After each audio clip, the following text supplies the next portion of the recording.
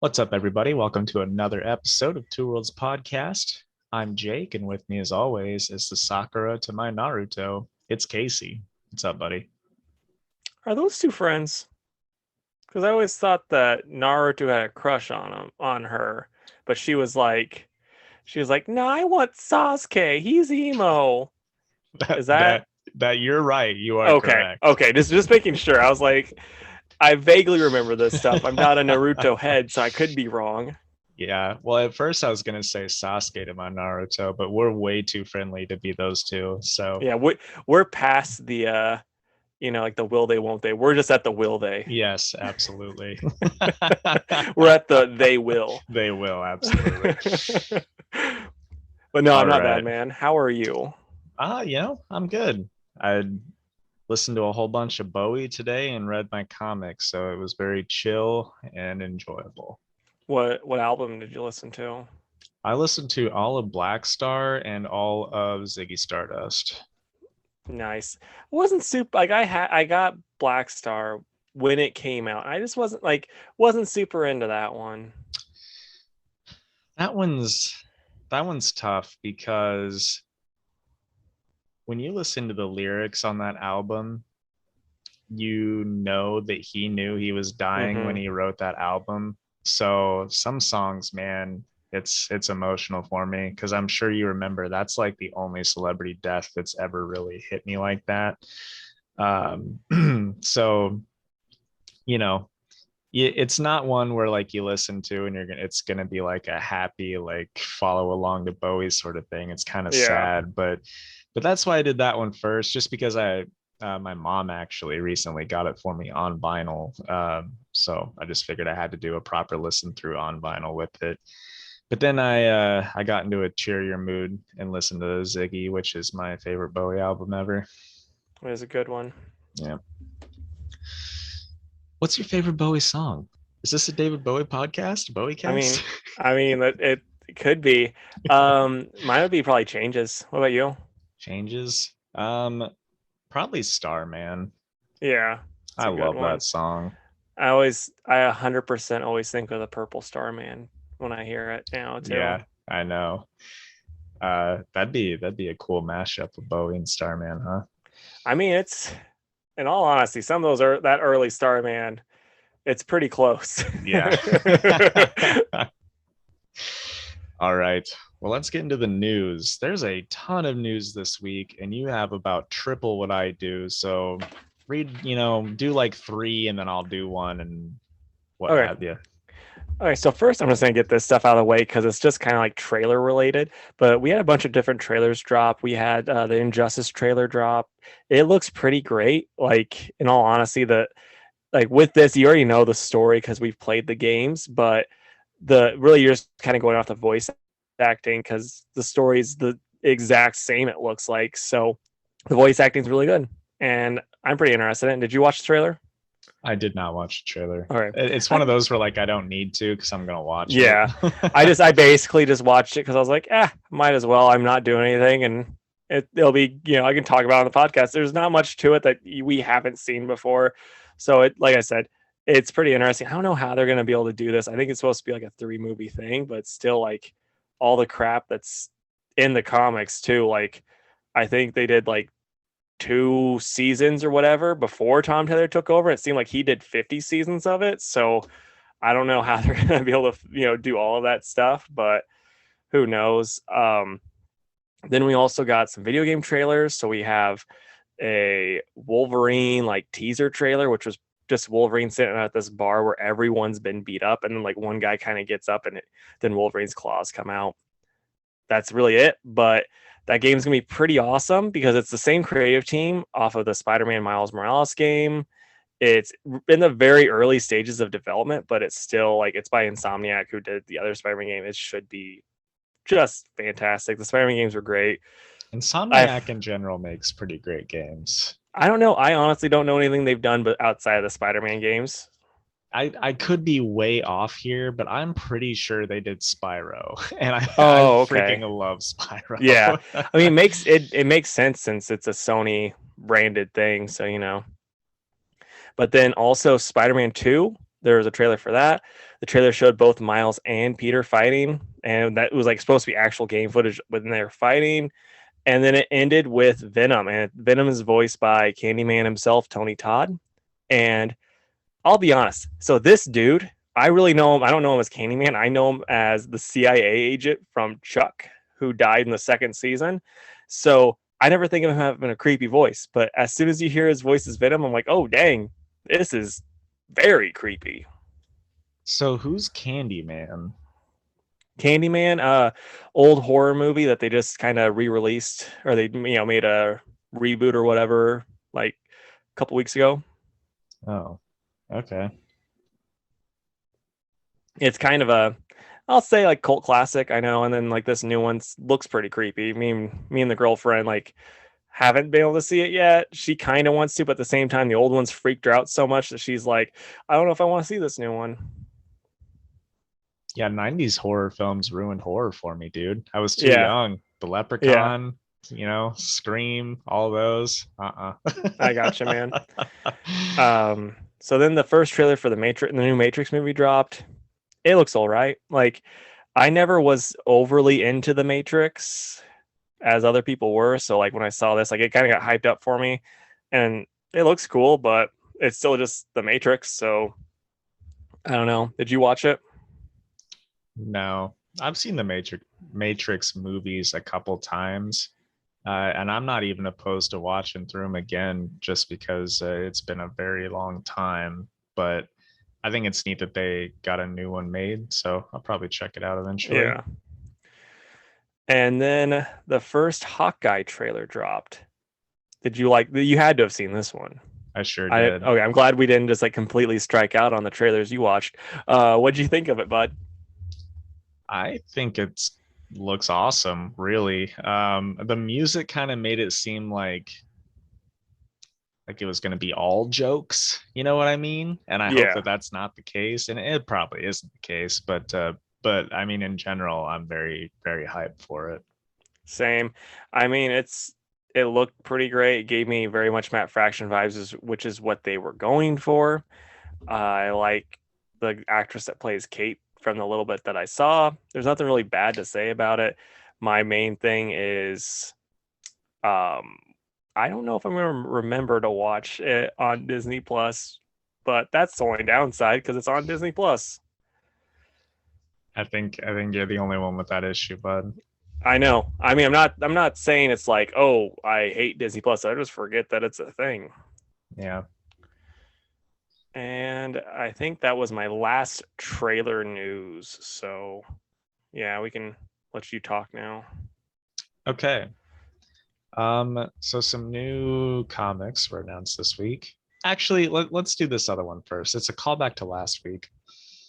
Um, Also on the Marvel front, but Greg Land will be replacing Joe Bennett on the Timeless book, which is the Kang series coming out. And Marvel announced that they have dropped Joe Bennett entirely.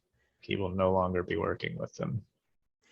So I haven't like I read this in the notes, and first off, I will say it's good that they grabbed Joe Bennett because he can just trace or Greg Land. He can just trace Joe Bennett's stuff, and it'll be the same exact thing.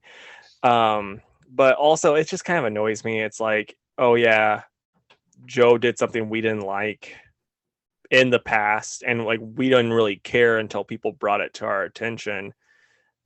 And now we have to pretend to, care by firing him, and then we're gonna be shocked when he joins Comicsgate and is doing douchebaggy things online.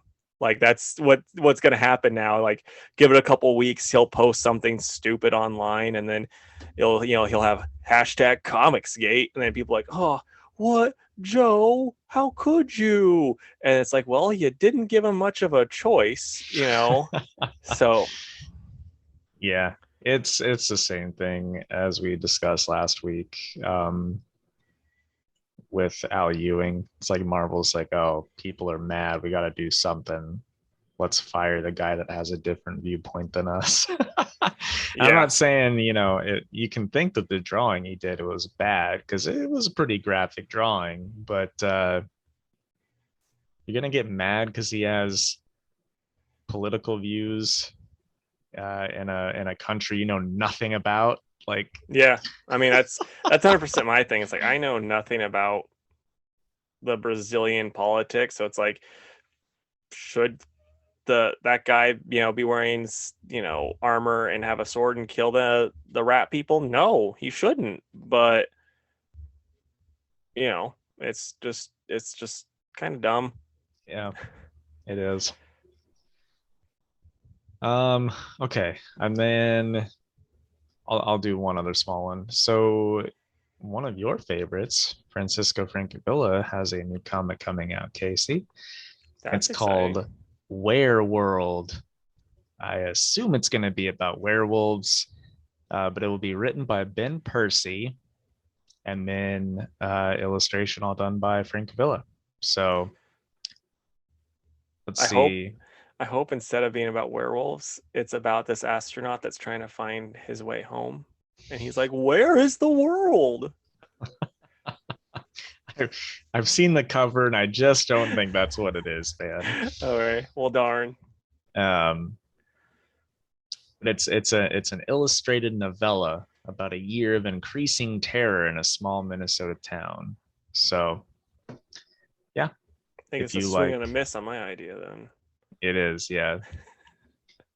But one of the little things was like, it's what if the purge were supernatural and like you didn't know who was infected or something like that, and then it's Oh, going to be okay. about werewolves. So yeah, So you you need guys to like spooky watch stuff, The check it out. Purge still, and then you can read that. It's just not happening. You could get 1,000 people to comment on the YouTube. Well, nah, I'd do it for 1,000, but you get the You gist. do it for like 100. I would, but let it be known that I wouldn't like it. I mean, maybe it could be different. Like you could be doing it, and like the next time you come on, you're just wearing like a Purge shirt, and you have like a big foam Purge foam finger, It's and like, like, dude, this is now the purge cast. yeah. Okay, so John Lees is, from Mountainhead fame, is writing a new book called The Crimson Cage. It's going to be published by AWA Studios, and it's set to release in December. Art duties will be by Alex Cormack, and it is a retelling of Macbeth, but with pro wrestling. It takes place in the 1980s territory days of wrestling, which should be amazing. Like, I am genuinely so excited for this book. Like, I mean, honestly, if you're like, oh, it's a retelling of Macbeth, I'm like, no, thank you. And it's like with pro wrestling, I'm like, yes, please. I read that and I was like, oh, he can't even contain his excitement for this. I Yeah, know it. yeah, it should be like so great. And just for the people, the listeners that don't know, the territory days in pro wrestling were like basically before Vince McMahon Jr., who's the Vince McMahon that we all know and deal with, is like before he took over, his father was in charge, and he would only run in New York. Like he had the New York territories and like other little places, and that's where his WWF was. And then we had all these other little territories that were all like South, like you had like Memphis and and like all these other like places that were just ran by different people. So like you would have Ric Flair and he would just run, do all these different territories. Bruiser Brody would do all these different territories. And you'd have all these crazy, like insane stories about wrestlers near, like, cause like people took it way more seriously then than they did now. Like Roddy Piper would have stories about nearly being killed multiple times because he was such a good heel. People wanted him dead. Same with Ric Flair. Same with Bruiser Brody, and he did die. So this should be pretty awesome. Somebody killed him over Yeah, wrestling. it was over money. Like Bruiser. So I don't know how much you know about wrestling. Do you know who Carlito Colon is? No. Okay, he had a big fro. He used to be in WWE. He'd bite an apple and be like, I spit in the face of people who aren't cool.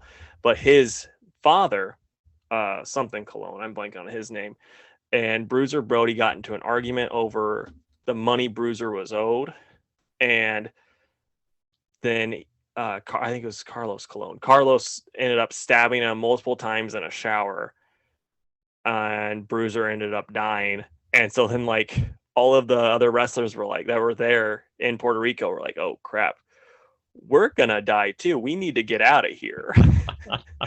And so yeah, like there's a bunch of different people shooting on that and talk about it and stuff that were there that were like, this is not good. Like, I think like one of the Wild Samoans were there, and they like this.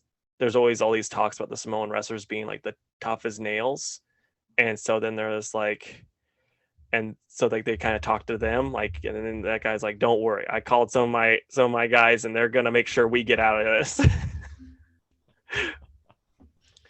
And then also just talking about, since we're talking about wrestling, Stephen Amell, who's wrestled in the past, he's also been Arrow. He's in a show called Heels, and he was on Inside of You with Michael Rosenbaum, and he revealed that he's like, I've not been talked to at all, but I would love to come back as Green Arrow, be it as in a limited series type of role or even like a multiverse type of role. He's like, no one's talked to me, but I would do it in a heartbeat. He's like, I just keep seeing like Michael Keaton coming back as Batman. He hasn't been Batman forever. And it's like, it's been like 6 years for me, and I would just die to come back. It'd be so great. So that's interesting. And maybe we'll see him come back with one of the mini multiverse bullcrap things that we're getting. Yeah, I would love to see him in a more comic accurate costume. I like the Arrow costume too, but yeah, I'm curious if they would do that, since they're so like against, except for the one Ezra Miller Flash thing, like they're really against mixing the two. I don't know. I think they could, since they are leaning heavily into the whole multiverse stuff. So I could see it happening.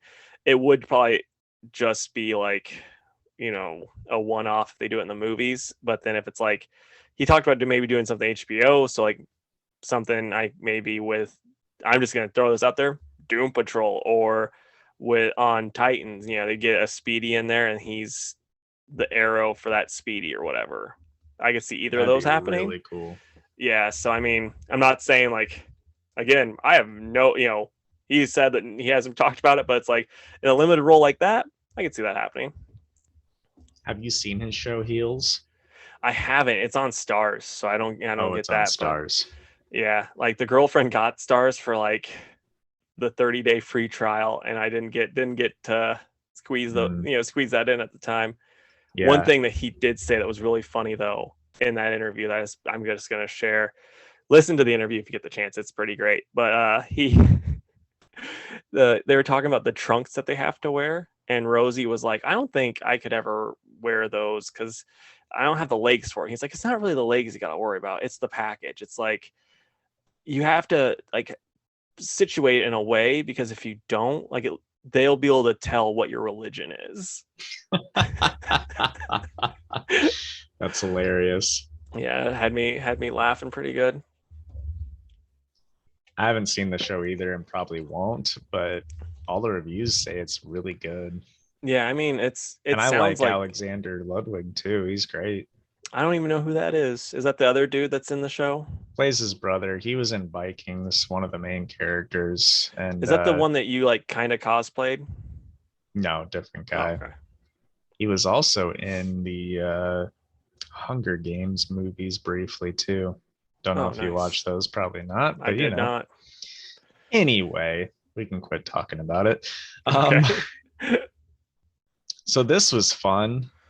Diamond canceled Halloween Comic Fest this year, Casey, and I had to find out through a comic book news site rather than through Diamond themselves. That is some real deal crap. I mean, it's clear Diamond really cares about you guys, Yeah. Are you gonna do anything still for like the Halloween time? And I don't know, man. I mean, like this is what we do for Halloween time. Yeah. So yeah, I don't know, probably not, outside of like maybe do a sale that just like a general sale that weekend. And I always put out, and by I mean my helper John, who loves holiday comics.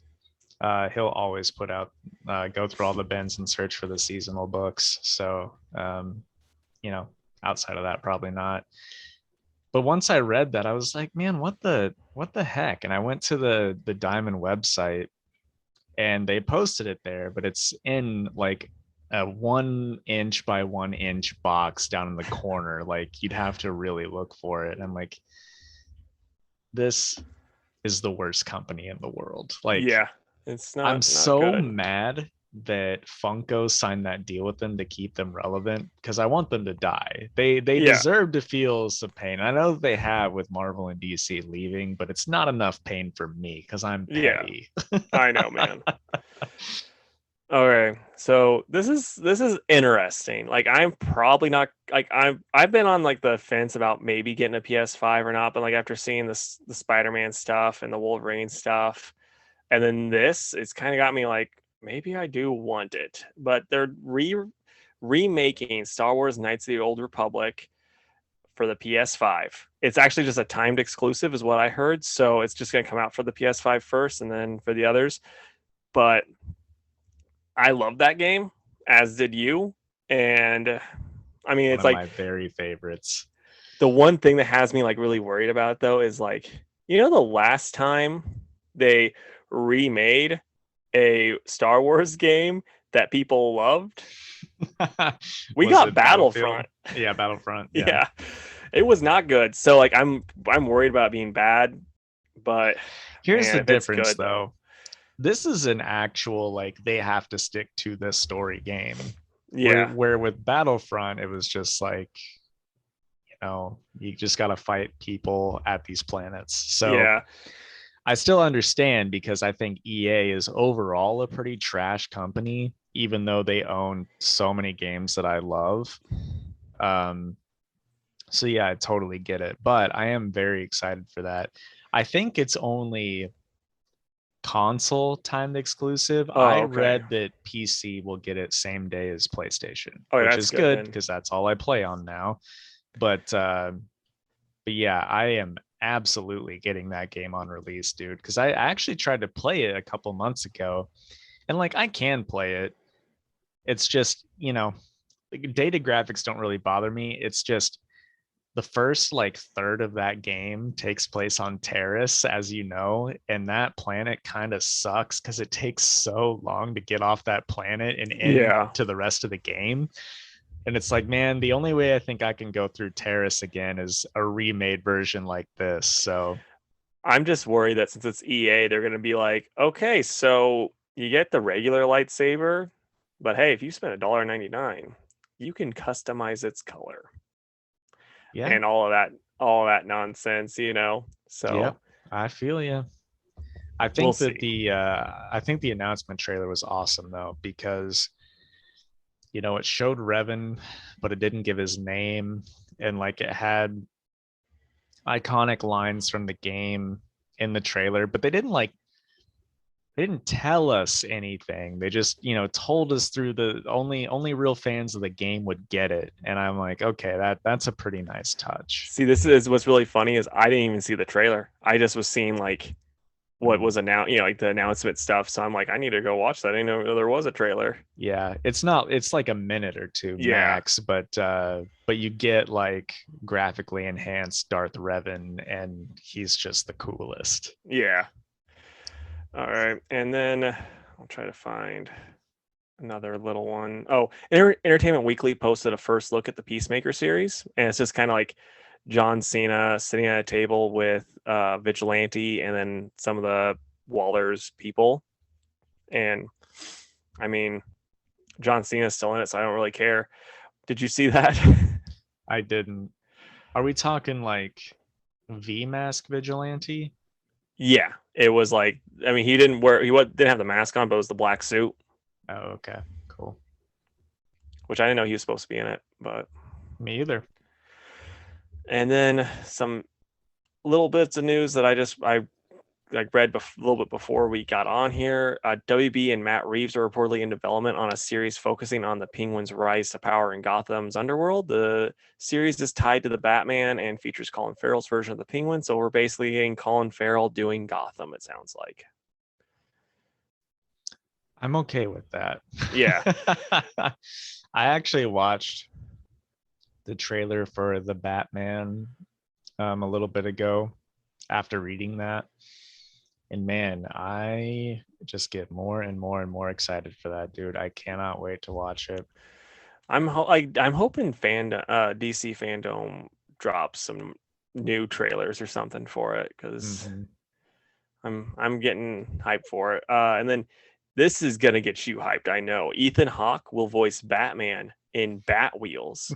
This series will focus on a group of sentient crime-fighting cars who defend Gotham alongside Batman. So it's like Fast and the Furious meets Batman. I'm guessing that this is for children. I hope not, but I think you're right. Hope it's pretty gritty, you know. Yeah, to get Vin Diesel there, like it's a crossover. Oh man, that'd be great.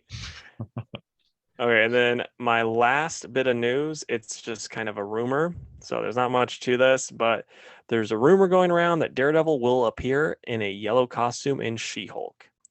It will kind of reference past events, but they'll be like pretty vague. Be like, oh yeah, he fought a bald guy, something like that. Like won't really kind of say like the Netflix stuff happened, but also won't say it didn't happen. It's only going to be in about 2 episodes though that he'll show up. We'll see if that's true. See if it's not. I'm still hoping he shows up in Spider-Man. I think seeing the yellow costume is neat, but if they're not saying that the Netflix stuff didn't happen, then why would he go from that costume to the yellow? Yeah. Oh, and then I lied. I still have one other thing. So yeah, you have one other thing too, right? I have two things, but they all kind of go together. It's just All some right. comic So stuff. then I'll just talk about this really quick. So like I don't know if we ever talked about it, but there was a Squirrel Girl in the new Warrior show that was supposed to come out, but then like nothing ever happened with it. And so I found out what was supposed to happen. So I'm gonna try to go to the Twitter because this person, I guess like the person that ran the show got mad and they then posted like all their stuff on the whole internet, like on the old Twitter, and then they had to delete it really quick. And so then like, all right, there we go. And so like this person screenshot everything though before it got taken down because like, and they just repost everything. It's like, so the guy, it's the person's name is Maddie Washburn on Twitter. And he's like, for those who missed it last night, a ton of photos and videos from the production of unaired MCU New Warriors pilot got dropped, but the OP deleted them. Luckily, I saved it all. So here, so there's a bunch of pictures. There's a like bunch of random things. It shows like a lot of Squirrel Girl stuff. The costume's not the best. Like I hope they kind of like it looks like cosplay, and it's hard to make a big tail look good. But the show was said to take a lot of cues from the Great Lake Avengers. Apparently, the show was wrongfully iced for being, in quotes, too gay by some piece of S exec, script excerpts included. And then they talk about some of the script stuff. And I mean, when they always talk about that stuff, it's like this person's just looking at like making money. You're not going to make money with a Chinese audience that, they had to bleep out the gay kiss in Star Wars. If they're making a show too gay, they're not going to be making money off of them. So I get it. And then there was going to be a trip, Tippy the Squirrel is going to be in there, and he was going to be a total jerk, but sweet and loving. And then it showed like some of the different costumes. The costumes were very much off of Eric Henderson's run on the comic. They had some footage from the set. And yeah, I mean, it kind of talks a little bit more about Tippy the Squirrel. Like you can, like I said, it's Maddie Washburn on Twitter. You can look it up there. I mean, like it doesn't sound like a show I would have enjoyed, but around the time this was announced, Squirrel Girl was kind of getting Deadpool treatment, and where they're just trying to push her down our throats, and I never liked that, so that might be why I wouldn't enjoy it. But any of that sounds like stuff that you were interested in, or no? Nah. Yeah, I didn't I think like so. what's her name. Milana Vandrup. Yeah, Yeah, but so is this show dead in the water? that's the way it sounds. It sounds like the pilot just they're like, nope, we don't want the pilot. No, fair enough. Okay, so more Marvel Comics news. Jason Aaron and Mohamed Asrar are launching a new King Conan book at Marvel. It's going to be 6 issues and it'll be out in December. Will I read it? Yes. I'm glad that they announced it was 6 issues and didn't let them do what they did with the main Conan book, where they hype it up and Aaron writes 6 issues and then they just let it die. So Yeah. we'll see. The 25th issue of that came out this week, but it was the 300th overall issue of Conan. You know, they love their legacy numbering. So, Yeah. you know, they marked it up to $5 or $6, and I wonder if that'll be the last issue. But as much as it annoys me, like, this will probably be really cool. So I'm gonna read it and hope that it's good. But I just wish that Marvel would give some more love to all these properties they keep, you know, getting so proud of getting back. So Yeah. all right, and then Marvel announced some digital exclusive comics. And that list is Jonathan Hickman and Declan Shalvey are doing an X-Men Unlimited series. Scotty Young in Dax Gordy's Return of Giant-Sized Little Marvels. It's Jeff, featuring Jeff the Land Shark by Kelly Thompson and Guri Hiru. Shang Chi 4-issue series done by Alyssa Wong and Nathan Stockman. Black Widow Easter Egg Hunt one shot by Mark Russell, Ann Molina, and Irma Navia.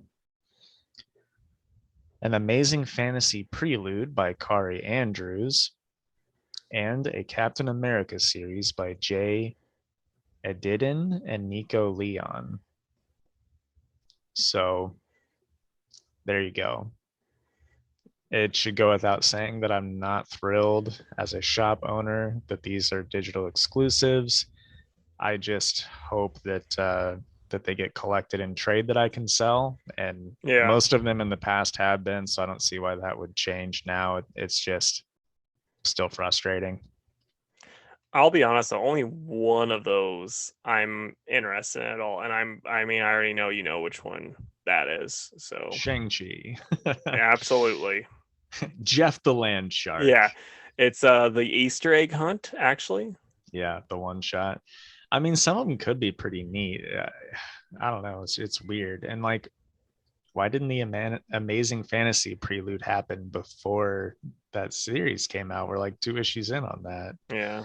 But I don't know. I know people are excited for anything Hickman X-Men related, and then it may be surprising to you, but several people are excited for that Jeff the Landshark book. No, I know. I saw a bunch of different stuff online where people are like, "Oh my gosh!" And I'm just like, "Okay."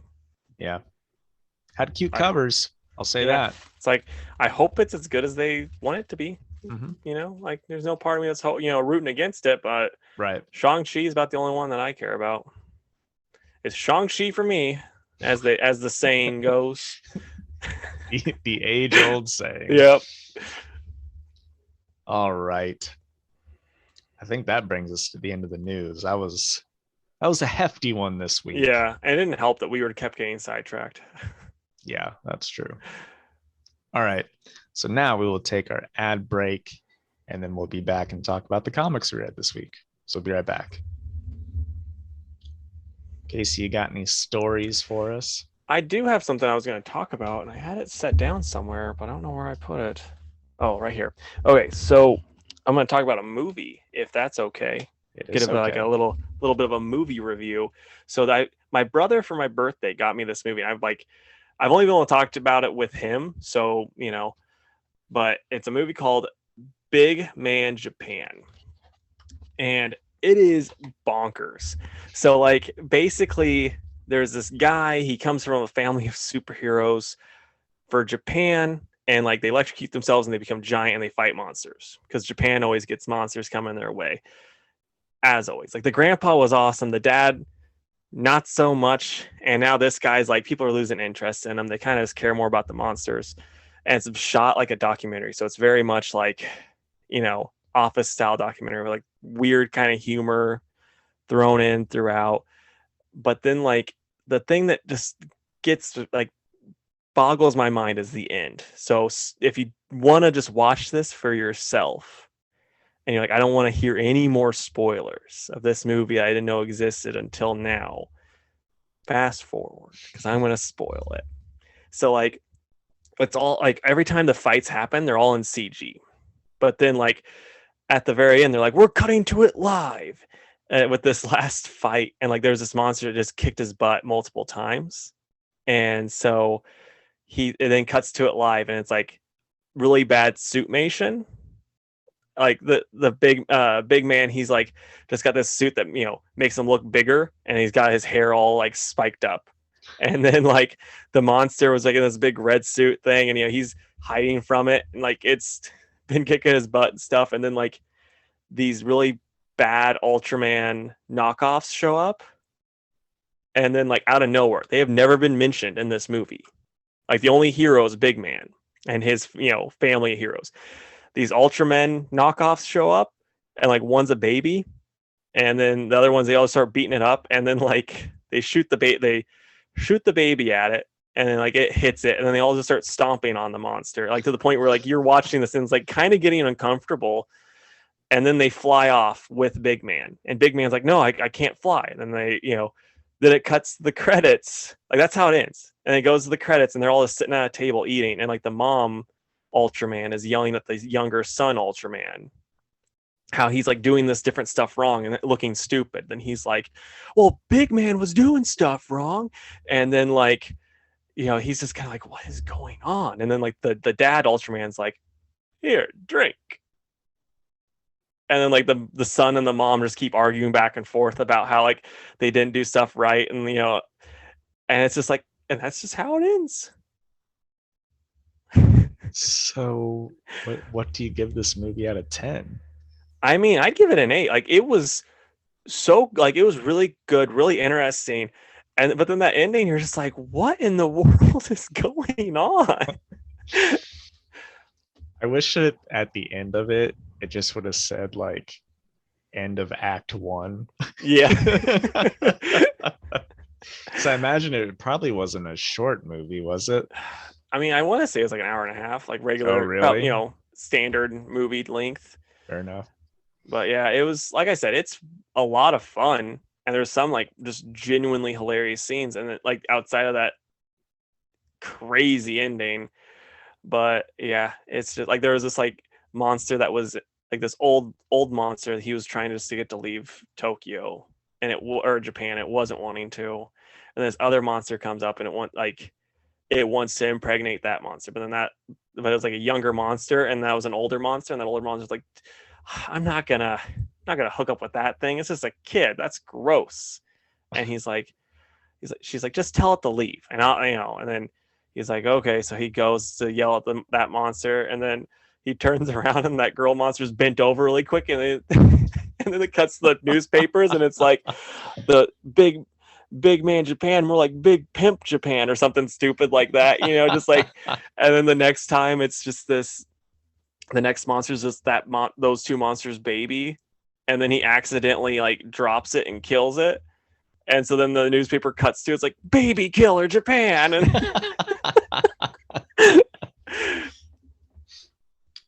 when was this movie made? I'll find out. I think it was I want to say like probably 2007. I was gonna say 2009 was my guess, but 2007. Nice. It's a good time if you want to read subtitles. That's the one thing. There's no dubbing for it, but no, I don't care. I'm a sub only kind of guy. Yeah, I'm a dub if you got them. Dub if you got them. I love it. There's the title right there.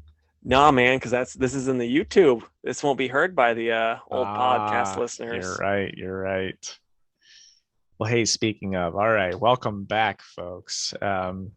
If you'd like, if you didn't want to listen to the ads and you want to see our handsome faces, head over to the old YouTube channel, where during that time, Casey gives a movie review on Big Man Japan.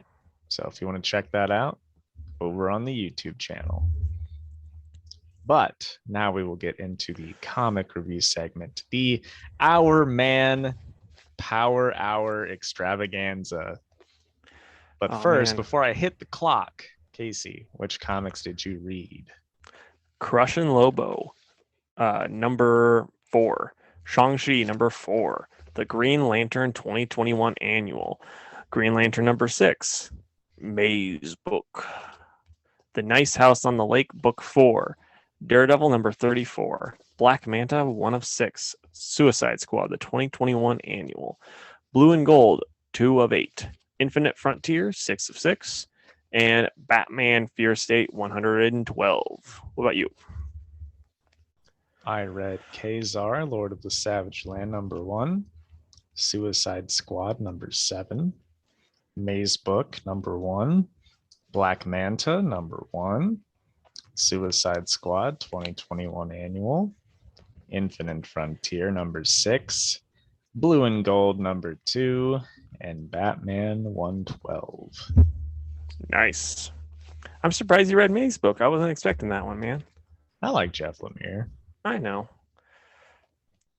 Okay, so I'm gonna start with Crushing Lobo, number 4 of 8, and this is by Tamaki with Nalupan on the art. I'm gonna give their, I know it's Mariko Tamaki. I don't know Nalupan's last name, so I'm gonna, or first name. So I'm gonna try to find that really quick. It's Amake Nalupan, and the art in it is really good. Crush figures out her way out, and she's gonna start hunting Lobo in this one. And then she still thinks back to her girlfriend, which it's like, I'm still kind of like, I still don't really care too much for her girlfriend. She's kind of a jerk, in my opinion. Because if you're dating a superhero, but then you get mad when they save people and they can't be your girlfriend, it's like, just shouldn't date a superhero. That's kind of their job, but whatever. But Lobo kind of, killing a bunch of people, which is fun. And now she's gonna hunt for her dad. So perfectly fine. It's still like, hasn't blown me away really yet. Like the last issue is still the funniest. This one's not that funny. It was just kind of fine. So I'm gonna give it a 6 out of 10. All right. I will start with Kazar, Lord of the Savage Land, number 1. And this one was written by Zach Thompson and art by Jermaine Garcia. I like the art in this book. It's pretty neat. Clearly, they're trying to do some new stuff with Kazar. Kazar and Shana. I don't know how you say her name. They have a kid who is just so angsty, Casey. So angsty. Yeah. Like just cursing at his parents for no reason because he's an angsty teen, but they don't ever address it, which bugs me. Mm-hmm. Maybe that's just because it's how I was raised, but I don't know. They're like having dinner and the son's like, I don't want these plants. I want meat like Zebu has or Zabu. And Shanna's like, well, Zabu is a saber-toothed tiger and needs the protein, and we can live off of this. He's like, well, I'm just gonna eat meat with Zabu whenever we're out in the jungle. Like, that's just a conversation that happened in this book, and I'm like, okay, just kind of flipping through pages here. But anyway, some sort of weird technology is messing with the Savage Land, and it's like, I don't know, giving the birds like cybernetic eyes, or giving some of the dinosaurs like like weird prosthetics. So I don't really know what's going on here. But at the end we see Kazar's son like talking to whatever thing is like making all this weird tech stuff happening to the Savage Land. So it's like, okay, what's going on there? And I may or may not find out next issue. If it's a light week, I might pick it up, but otherwise, I can't stand this kid. I really can't. Yeah. Super annoying, which is a shame because I didn't pick this up because it said Kazar's annoying angsty teen. I picked it up because it said Kazar, Lord of the Savage Land, and I'm just not getting that. Yeah. So we'll see. I'm gonna give it a 5 because the art is definitely worth it, but the story wasn't doing it for me. Yeah, I'm was like gonna text you after like it was depending on what you said about the book. I was gonna text you and be like, dude, put this in my poll for this week because I saw the art and it does look amazing, but I get enough angst from Tom Taylor's Superman, so I'm just gonna say Or steer Teen clear of that. Lantern.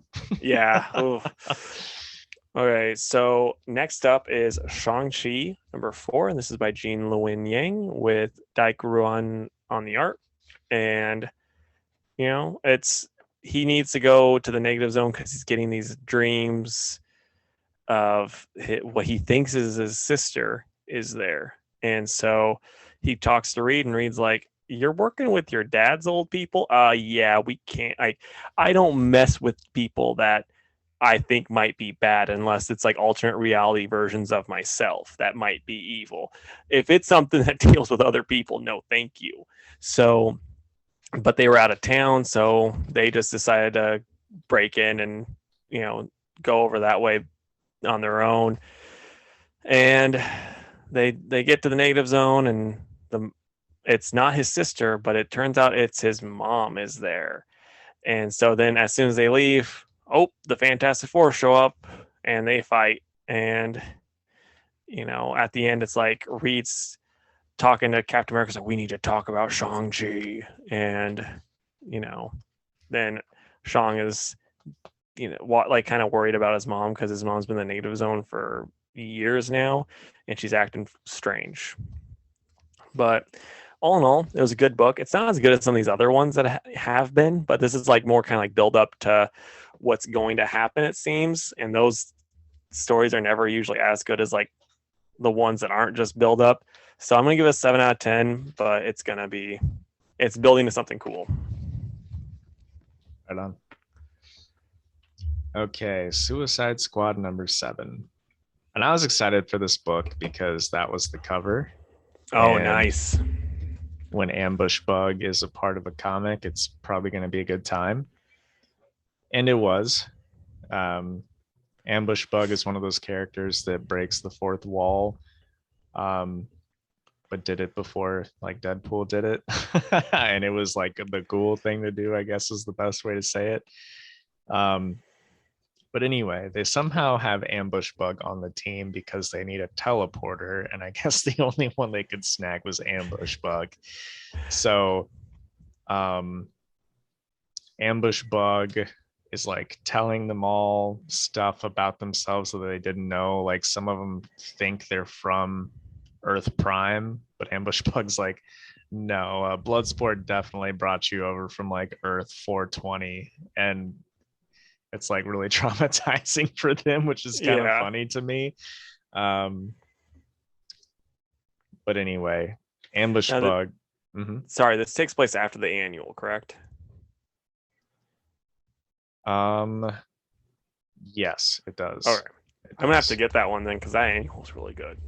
It was really good, and something in my brain told me to read the annual first, and I'm very glad that I did. I am too. This would have been very confusing. But one part that I want to talk about real quick, I think they made a reference to Bo Burnham's Inside. Have you seen that? Probably not.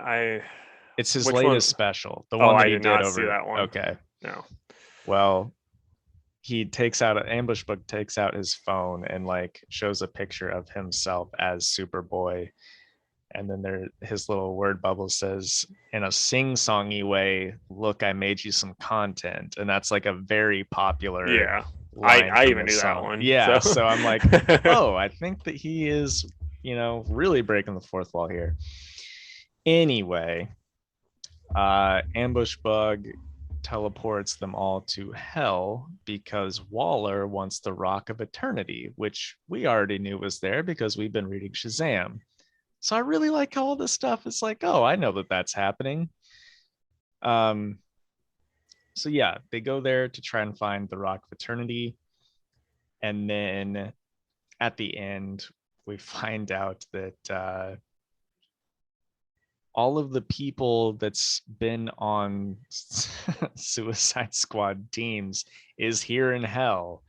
And so they all kind of group up and want to kill the current team, which I think is pretty neat. So that was sort of like the last page reveal. So more to come on that. But yeah, the book was funny. The art's good. You see Ambush Bug, like he's dressed as a different Suicide Squad member on every page, which is Oh, hilarious to me. nice. Like he does Captain Boomerang and Harley and a couple others. So oh, I guess I didn't say the creative team on this book. But is it Robbie Thompson? Zach Thompson? There's too many Thompsons. Where is the page? Gosh, this is really good for a podcast, I you know, know. man. Here we go. Robbie Thompson, yes, and the art was done by Eduardo Pansica. But anyway, Thompson does a good job with Ambush Bug and doesn't make him like cringy breaking the fourth wall. But it makes me really excited for the next issue because even characters that have died on this team so far in this issue are showing up, and I think that that is pretty neat. So, so yeah, I liked it. It was super fun. Like a solid 8 out of 10 for me. Nice, man. Like like I said, after reading that annual, I am interested in picking this series up for sure. It's good. All right, so for me, next is Green Lantern, the 2021 annual, and we have a different creative team for this than we do the Green Lantern book, and it shows. This is by Ryan Cady with Sammy Basiri on the art and Tom Derenick on the art also. And they're like they have to switch. I'm guessing because Basiri just couldn't do the full annual, but his art is really great, and the art that takes kind of joins in, it like meshes well because that's sometimes a problem. They'll get like even if they're two really great artists, it just sometimes just doesn't work.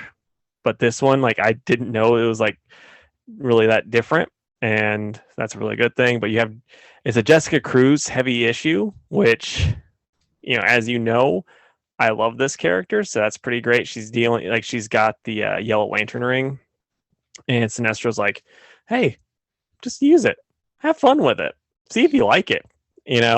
And so she's like doing this thing and trying to like save these people, but then Hal Jordan shows up, and he doesn't know that he just sees a Yellow Lantern looking like they're terrorizing a spaceship full of people, and so then they kind of have a chit chat.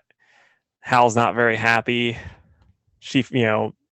They team up though, and then they kind of have a talk afterwards because the Owen battery is blown up. So she's like, "I have this. I can still protect people, and you need to protect Earth because you're all that they got. Like, there's no other Lantern out there now." So like, there's times where Hal Jordan wasn't written super well in here, in my opinion. Like, he was kind of a jerk out of nowhere for no reason at times. But Jessica Cruz was awesome, and she's now going to be a Yellow Lantern, do stuff. I wish she was in the main book more because she, like I said, a lot of fun to read.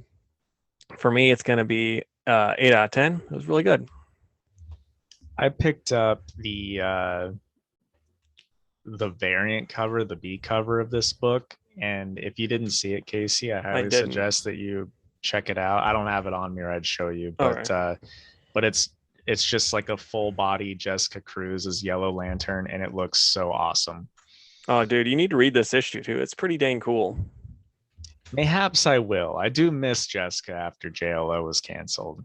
Yeah, and it's like I said, different writer, and it's pretty good. And I'll talk about this current one. Like, it when he does the actual Lantern stuff, it's still good. It's just the John Stewart stuff is not good right now, in my opinion. Yeah. Okay, so did you read Black Manta or not?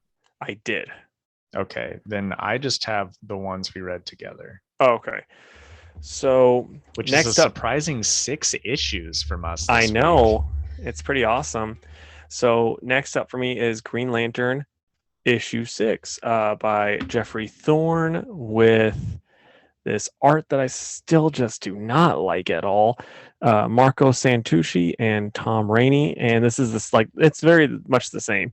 The art is very similar, and I don't like it at all. But we find out that the Sinestro three-way was cat ladies. So that's a little bit of backstory that we didn't have before. Finally, I know. Yeah. So, old Joe meets Sinestro for the first time. They kind of talk, and Sinestro likes her because she has got gumption. I'm gonna use that term, And they chat for a little bit, and then we get some Jon Stewart stuff where they're gonna wage war with guns. So I don't really care about the Jon Stewart stuff. Like I like Jon, but that stuff's just not doing it for me. But having Joe chat with Sinestro is really cool. I like the way Jeffrey writes Sinestro. I like how he writes Joe. He does that really well. Teen Lantern, I don't care about, but she's barely in it. It's so weird. The last issue had Joe fighting a bunch of Sinestro Corps members, and like she wasn't even in it. This issue, you get Teen Lantern looking cool on the cover, not even in it. Whoever is doing these covers doesn't make any sense. But I'm gonna give it a 6 out of, or I'm gonna go 5 out of 10. It's like half of it was good, the art wasn't good in it. The other half wasn't good, and the art wasn't good in it. So next up is The Nice House on the Lake, issue 4. And this is all through the funny character's perspective, and he's telling stuff, and they're running out of food, but then they got a bunch of food delivered to their house, and then they found out they could leave notes that would say, oh, I want an apple, or I want a hat or whatever, and they would just magically appear when no one's watching. But then one girl was wanting basically we get to see what they were asking for. She kept going like, oh, did he bring what I asked for? Like no one knew what it was, and then found out what it was, and it's her husband, Cameron. And like kept asking for Cameron. And he's like, my husband, Cameron. My husband. And then it gets down to day 21, handgun and bullets. Enough rope. Straight razor. Because, doesn't want to be in this house anymore. And so the other dude, other guy, he asks for the straight razor then, and he kind of tells her, he's like, I need to show you something. And then he shows everyone else he had slit his wrists, but he's not dying. And then he cuts his throat. They can't die there.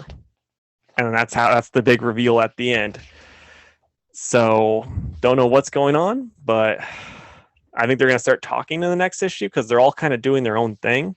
And this issue was really good, really captivating.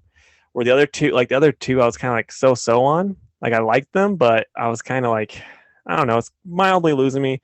But this one was really good. And I kind of forgot to say the creatives on it, but it's James Tynion IV with Alvaro Martinez Bueno on the art and Jordi Belair doing the colors. Jordi Belair makes everything, like the art already looked good, and adding those colors just kicks it up like 2 notches. So yeah, I'm gonna give this a 9 out of 10. It was really good. Nice. It actually had me interested, even though that's not my kind of book. I know. I think you'd honestly enjoy it. Like just when it comes out in trade, flip through it, because like the first issue was very much like a Twilight Zone story, and like the other two, I was like, but then this one's again, I'm excited to see what happens. Yeah. And then lastly, it's Daredevil Lockdown Part 4, issue 34, with Chip Zdarsky and Stefano Landini on the art. And this, I don't think Landini was the one that did the art last time Chichetto quit, but it's really good in this issue. I really liked it a lot. And yeah, like basically Daredevil is ruler of the prison because he got these bad, like the prison's been like basically making everyone, like it has this thing that kind of makes people rage out, and then like it passes on to other people. And it's this drug they've been testing. Like they test it on people and they let them go back to their neighborhood.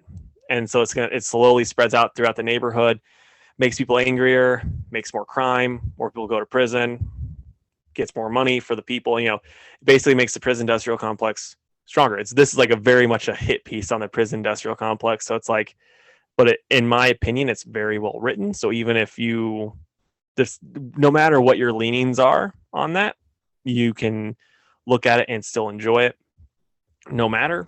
And because it's Zdarsky, it's really, really good. And then you have the Bullseye going on, and you have Elektra hunting him, and then you have another person joining the fight, or two more people joining the fight, because Matt finds out that Daredevil's out there, Bullseye's out there, and he's like, "Oh, I'm busting out." He's decided he's gonna fight him too with his crazy brain going on. And then it also had the 9/11, like a 9/11 story at the end, which honestly, it's Joe Quesada was writing it, and then you had John Romita Jr. doing the art, and it's like one of the few times where I'm like, even with those two knuckleheads, still got me teary eyed. Yeah, it was really good. Yeah. Oh, you saw it too? I did see it. Yeah, it was on Kazar. Oh, okay. Yeah. So I'm gonna give this a 10 out of 10. I'm so excited for more Daredevil. Like, it's so good. So yeah, it's great. So let's see if you got your books stacked up the same way I do. I'll be shocked because there's a lot of room for error here. I know. Black Manta. Lost it already. Mazebook. Suicide Squad. Infinite Frontier. Batman Blue and Gold. Pretty close. I had it Mazebook, Black Manta, and then Suicide Squad, Infinite Frontier, Blue and Gold, Batman. Yeah, we almost always end on Batman, so I just thought I'd mix it up this time. Yeah, but I mean, it's kind of like, one of the A books, and Blue and Gold, let's be honest, they're B books. Hey, we can switch it if you want, man. My pile is not set in stone. Let's really mix up and finish on Infinite Frontier, since that's the last one. Ugh, I didn't really care for it. I thought it was fine. I mean, like, it's still very much building up for the next one. We'll just have Blue and Gold be second, the last, and Batman where Infinite Frontier was. Okay. All right, so Black Manta number 1. And this was written by Chuck Brown with Valentine Delandro on the art duties. And Casey, let's hear your thoughts on it. I liked it a lot. I'm interested in knowing what this other dude is doing. And then I was disappointed that they but they slit the Martian Manhunter's villain's throat right in the beginning. Mm-hmm. But yeah, I'm into it. What, you enjoying it? No, not really. Really? Art was neat, but the story by the end, I was just like, I don't really think I care what happens next. Yeah. See, outside of that weird lady going crazy and killing people, I was like, I'm really very much interested in seeing where this goes. But then when they threw that in, I was like, you might be doing too much, Charlie Brown. If this series was just like him dealing with like pirates that stole from him or something, I'd be like more on board. But I don't know. It just, it's just not for me. I got you, man. What would you rate it then? Probably like a 6. I didn't dislike it. I don't want to read any more of it. Yeah, I got you. See, like, that's funny because it's like I'm only at a 7 for it, but I still really liked it. I wouldn't say really. Yeah. All right. So Mazebook, and this is by the amazing Jeff Lemire. So what did you think of this, man?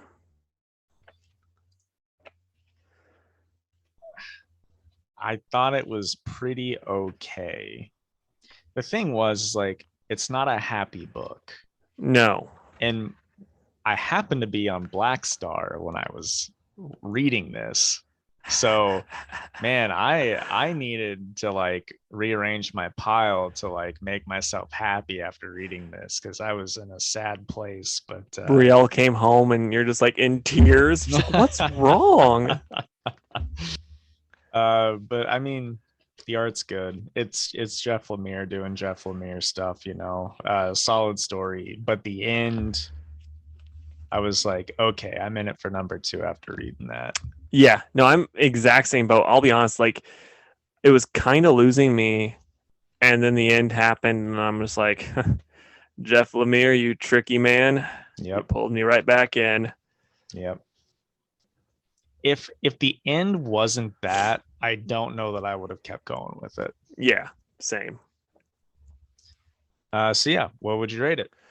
I'm gonna go with an 8, but like an 8 so like 8 incomplete, because like it's still, like I said, I wasn't super hot on it until the end, and then I'm like, let's see where this goes. So Yeah. if it goes someplace that I think is really crappy, then I'm just gonna come back and be like, yeah, this 8 is now a 4. Yeah, so I'm at a 7, I think, just because it was super just okay and a little depressing until that final couple pages there. So we'll see. All right. So next up is Suicide Squad, the 2021 annual, and this is by old Robba Thompson with let's see the art page really quick. I should have had this opened up already, but we're not pros. We're still amateurs on this. I think it's Dexter Soy. Dexter Soy. Is there any other art? Because it kind of looked like it's changed. Yeah. Also, okay. Oh, sorry. No, you're good. Okay. So we have Dexter Soy for part of it, and then Eduardo Pansica and Julio Ferreira as the other art. And so, what was your thoughts on this? I loved this issue. Same. Like the whole thing, all of it was awesome. I liked all the two Superboy stuff. I liked finding out, spoiler alert, that who we thought was Superboy was not Superboy. I had no idea, so that was a shock for me. And then I loved finding out who, what's going on with Flag and who he has as a mole in the team. Mm-hmm. And I like that they're bringing Mirror Master in. Yeah, it's gonna be awesome. And I'm just gonna say this though, with the whole having Match be Superboy, there's so many different routes they could have gone on. Like they could have done New 52 Superboy. Because I want them to explain why Superboy has gone back to 90s Superboy when he wasn't that for 20 years prior. So I want to know what's going on there.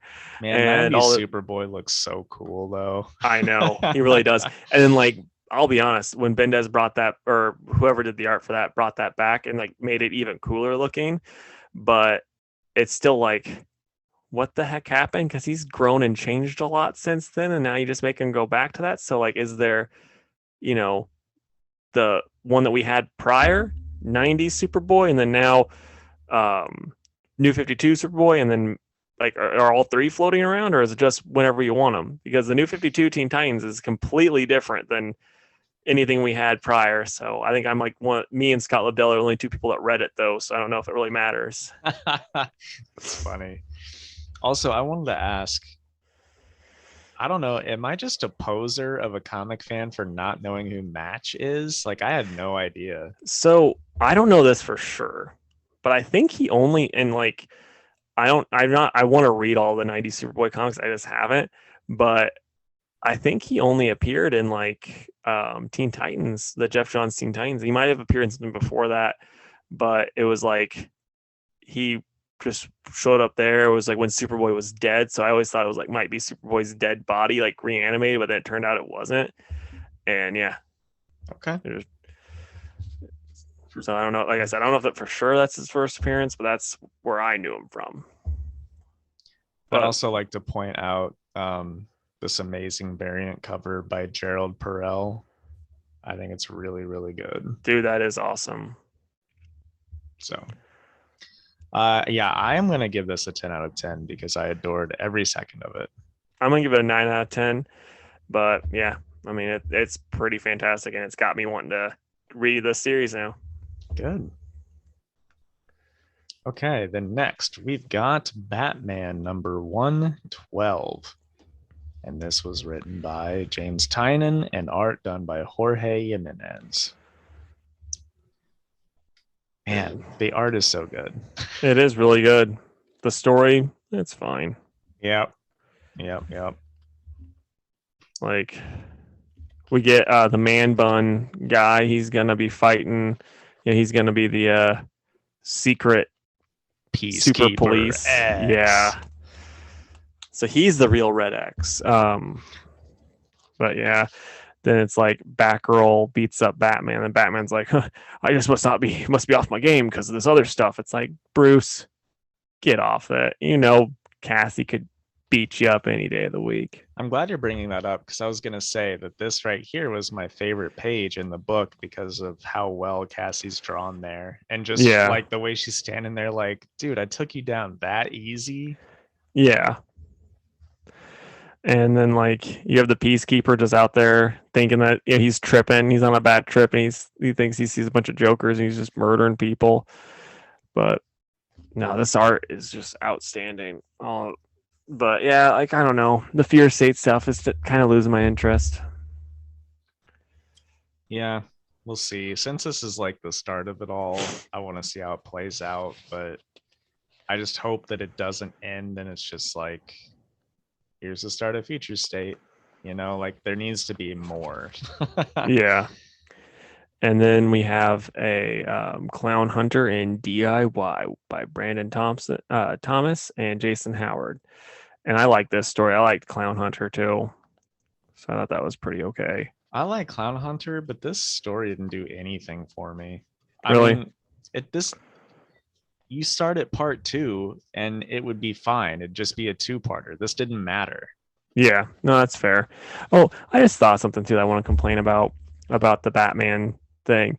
So Oracle, amazing, like best computer person in comics, gets hacked, and then like can't fix it. She doesn't know how, but then it's like, hey, Ghostmaker's his network is still up.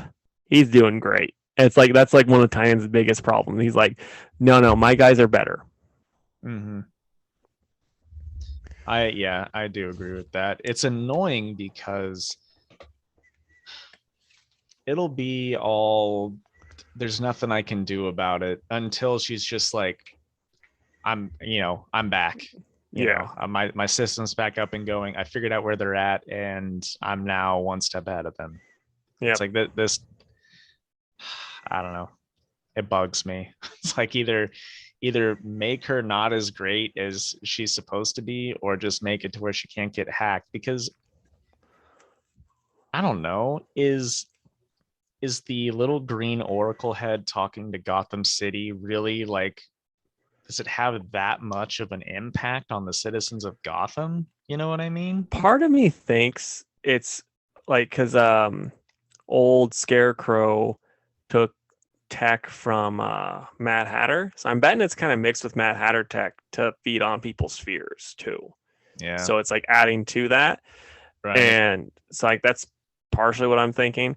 But one thing I was thinking about with Oracle that I kind of miss, it's like, you remember when Calculator was a thing in DC Comics pre-New 52? I do. That was so much fun because you would have like these two people, both very smart, both doing the same thing, except for Calculator was getting paid and Oracle wasn't. And they would basically be going back and like, Oracle would be trying to hack him, he'd be trying to hack her, and it would just be back and forth. Mm-hmm. And that's a lot more fun than it just being like, oh man, he beat me. Right. And also like maybe he will, but like show us why Ghostmaker's tech is like so much superior. It just is. I think that's all. It's the same thing with Punchline. She just is. Right. Well, what would you rate it? I'm probably going to give it a 5. I just wasn't super hot on it. The art's amazing. Yeah, I'm more at a 7. I didn't dislike it as much as you, but really hope that something else happens soon. Yeah. I just feel like we've been on this, Peacemaker's going crazy, and we need to stop him for like 6 issues. Yeah. Okay, so next up is Blue and Gold by old Daniel Jurgens with Brittany. Ryan, so Oh yeah, sorry. I was like, Brittany's Holzer on editing. Ryan Sook on art and cover. shout So out to the editors. the art is fantastic. I love some of these different like this right here. Like that is just great, you know. It is. And the story is a lot of fun. What were your thoughts? My bias for these characters aside, dude, I love it. Like Yeah. I think it's just really good. I think Booster, they've made Booster modern without making it like I don't think it's gonna feel dated in a few years, if that makes sense. Because that this is just where we're at in today's world, and I don't see it going away for a while. So sadly. Yeah, I know. But it's great. Like I love that Ryan Sook is doing full interiors because every page is awesome, and it doesn't feel like he's rushing any of these panels. Like everything is just like cover worthy. Yeah. And I'm excited. The only thing is like we got like what, 1 page of the alien invasion people, and just enough to be like, hey, they're still here. But like that was a pretty big part of the first issue, so I kind of wanted some more of that. But otherwise, I think it's great, and I'm looking forward to the next issue where Ted's like, you idiot, why did you do that? And also, we have no money. Yeah. No, like I'm really hoping this kind of turns into a Heroes for Hire type of thing with Blue and Gold, which should be, if that happens, it would be so much fun. Yeah, absolutely. So yeah, this is an easy 9 out of 10 for me. Same here. Yeah, we're 100% on the same page on this one. All right. And finally, we've got Infinite Frontier, number 6 of 6, written by Joshua Williamson and art by Zermanico. So yeah, like I mentioned before, I just thought this was okay. DC hyped this up to be like a pretty big deal, and really it was just a, hey, buy our new series coming out. It didn't feel like a big, there was no like big fight at the end. Most of the big fight happened last issue. I don't know, this one just kind of fell flat for me. There was a good bit of fighting, but it was like kind of in the first couple pages, you know. I mean, you had Superman punching the one dude and all that stuff, like pretty cool stuff. But I get what you're saying.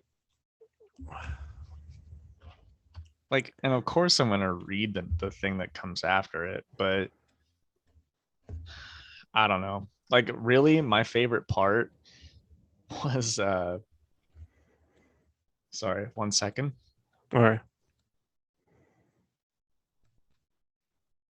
Had to mute myself so I didn't cough in your guys' ears. My favorite part is when they're poking fun at beer snobs with multi brewery. Where they're like, they claim they use hops from different worlds in the multiverse. And I think that's hilarious because I love IPAs, but I also understand why people don't like beer snobs. So that part really cracked me up. But anyway, yeah, I don't know. Just kind of felt like, snap, everything's done. Check out our next thing in next year. I don't know. Yeah, no, I mean, it's just like, this is like kind of like not an event book, but it kind of was. But I do like that they did this kind of in a way that was good, because like, I didn't really care much about Calvin Ellis. I didn't really care about anyone on that team except for Captain Carrot. And so now I actually do care about Calvin Ellis. I don't really care about anyone but Calvin Ellis, Captain Carrot, and I hope Batman is still, Thomas Wayne Batman's still on that team. But that's still better than it was. So that's exciting. And then we kind of get like a little bit more about Darkseid's plan. and then you get like a new baddie. So Yeah, I mean, I will say that all the villains that he's like talking to at the end gets me a little excited. Um, he's bringing in some heavy hitters. Apart from all the Apocalypse people, you've got the Upside Down Man from Justice League Dark. You've got Eclipso.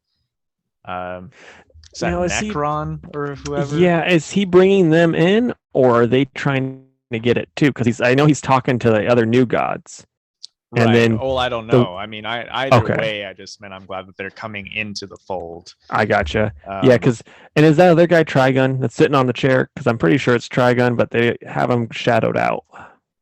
That is a great guess. I honestly was like, I have no idea who this is, but after you say Trigon, I'm like, oh yeah, I guess it could be.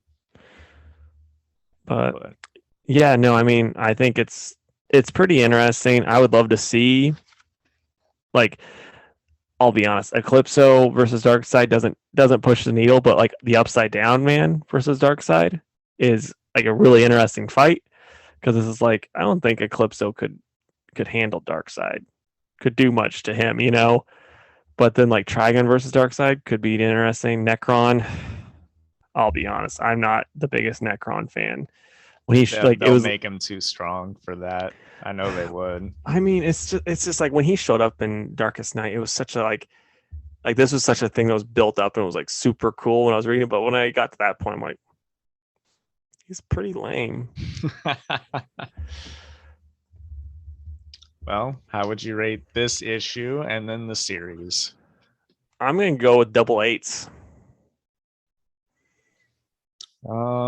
I want to go 6 for the issue and 7 for the series.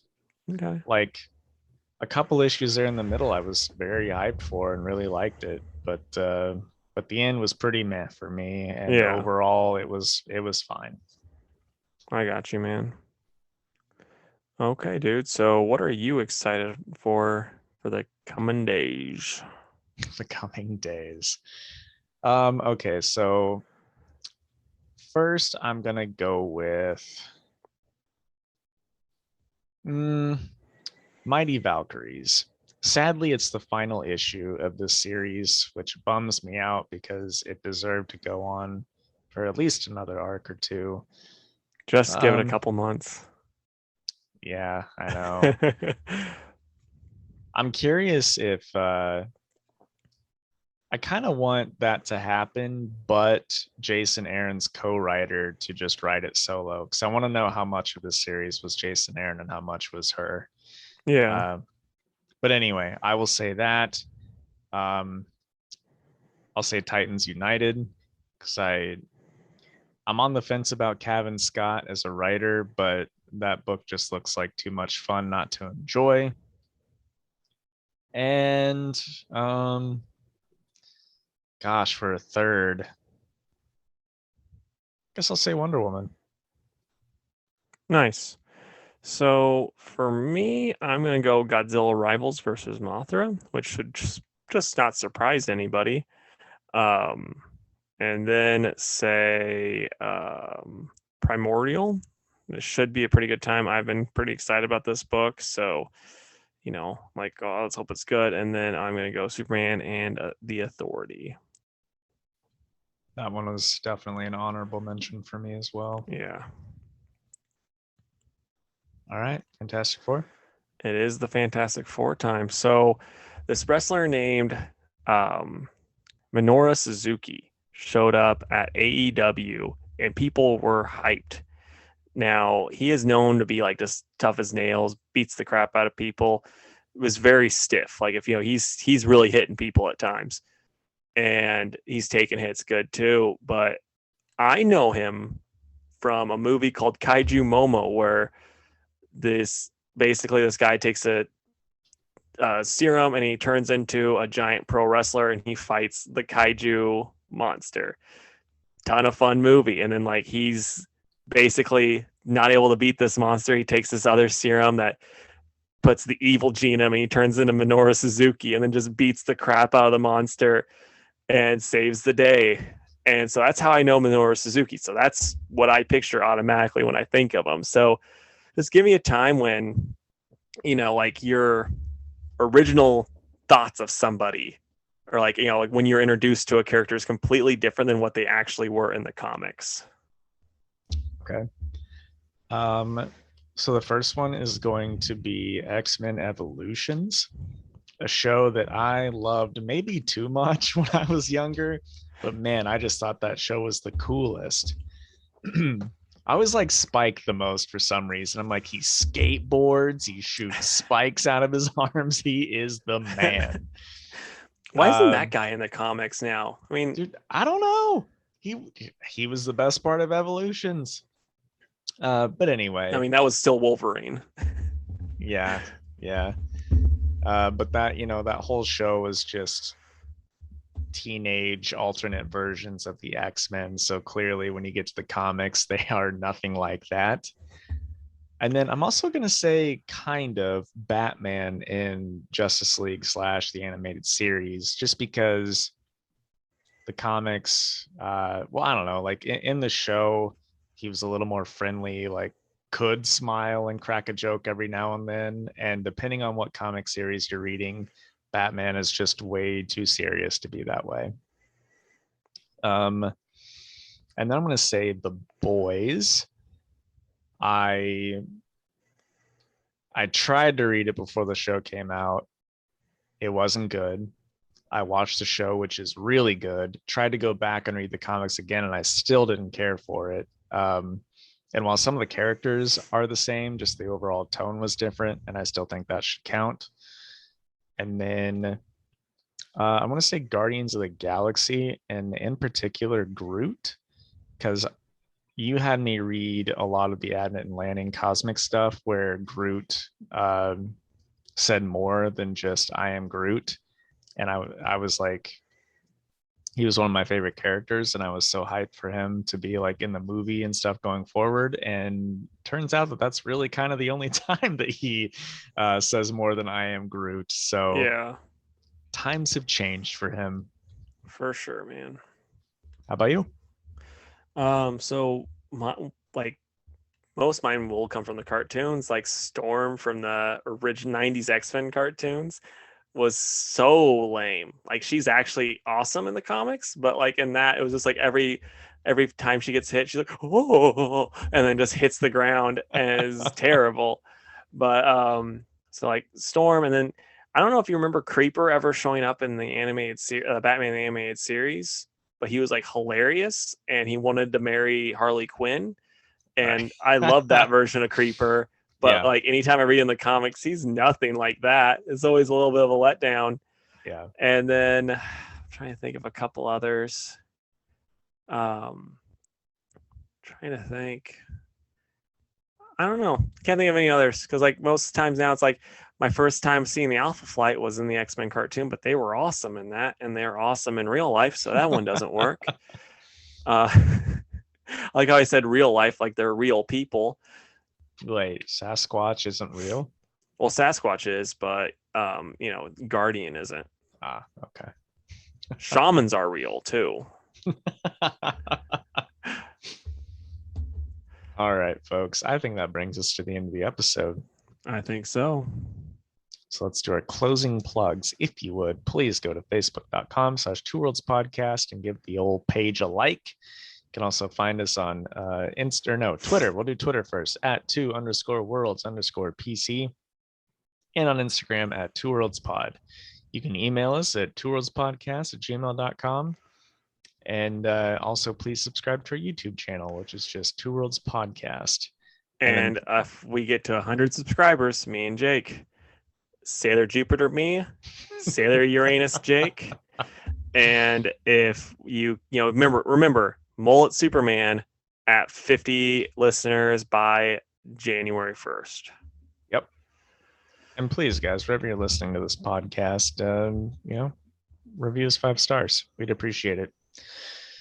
But we'd love to stay and chat, but I have to go fantasize over Casey having a crush on me when he's just not that into me.